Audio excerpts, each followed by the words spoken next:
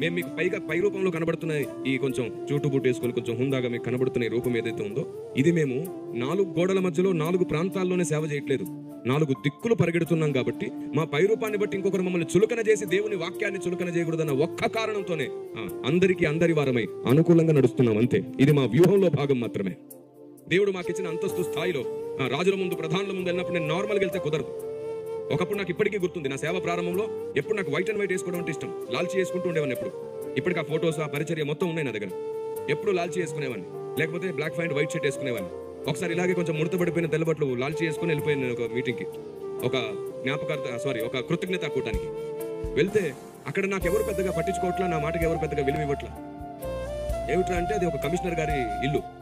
వాళ్ళ బంధువులు స్నేహితులు అందరూ బాగా చదువుకొని రిటైర్డ్ అయిన వాళ్ళు, బాగా సంపాదించిన వాళ్ళు అందరూ షూటు బూటేసుకొని చాలా నీట్గా కూర్చున్నారు, బాగా చదువుకొని.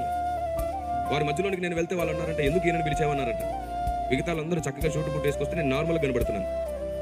నేను అన్నాను, అరే అభిషేక్తున్న ఒక ఆలోచన కూడా లేదు, నేను ఎంత అభిషేకాన్ని మోస్తున్నాను, ఎన్ని గంటలు నేను నా లెక్కలో నేను ఉన్నా. నా పై రూపాన్ని బట్టి నన్ను తృణీకరిస్తే వాళ్ళే దౌర్భాగ్యులు అయిపోతారు అనుకున్నాను. కానీ వాళ్ళు తృణీకరించేటట్లు కూడా నేను ఎందుకు ఉండాలి? వాళ్ళకు కూడా జ్ఞానం నేర్పిస్తే సమర్పణలోనికి దేవచ్చు కదనే స్పృహ లేదప్పుడు.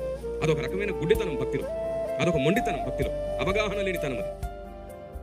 తర్వాత సభకు నన్ను పిలిచిన కమిషనర్ గారే భోజనం అంతా అయిపోయిన తర్వాత నన్ను దగ్గరికి పిలిచి చెప్పారు, కిరణ్ నీకు విషయం చెప్పాలి, నీలో ఉన్న దేవుని జ్ఞానాన్ని, నీలో ఉన్న అభిషేకాన్ని, నీలో ఉన్న ఆలోచనని వాళ్ళకు కూడా చెప్పేటట్లు నువ్వు నిలబడొచ్చు కదా.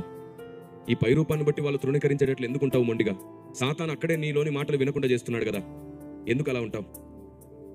అప్పుడు అర్థమైంది నాకు, లేదు నేను 4 గోడల మధ్యలోనో 4 గ్రామాల్లోనో కాదు, 4 దిక్కులు పరిగెత్తబోతున్నాను కాబట్టి, రాజులకు ప్రధానులకు అధికారులకు కూడా వారి ప్రశ్నలకు జవాబు ఇవ్వాలి కాబట్టి, తప్పకుండా నన్ను బట్టి నా దేవుని ఆలోచన తక్కువ కాకూడదు, చులకన కాకూడదు అని అప్పుడు పరిశుద్ధాత్మ దేవుని ఆలోచనతో నేను మరల ముందు కొనసాగుతున్నాను.